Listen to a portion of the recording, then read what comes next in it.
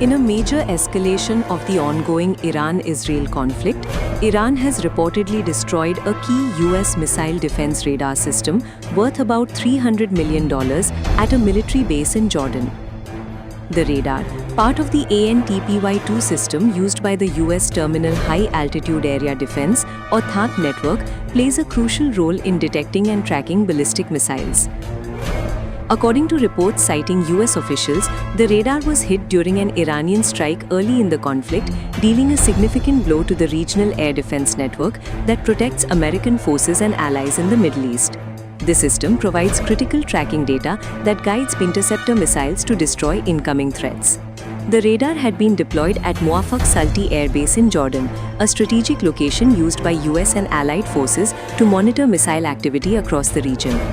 Satellite imagery and defense analyses indicate that the strike damaged or destroyed the high-value radar installation, potentially weakening early warning capabilities in the area.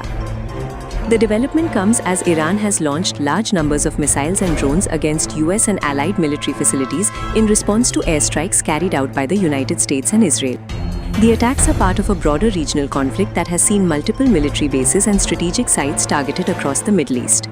Despite the loss, US officials say efforts are underway to replace or restore the damaged radar system, and Washington insists that overall combat capabilities in the region remain operational.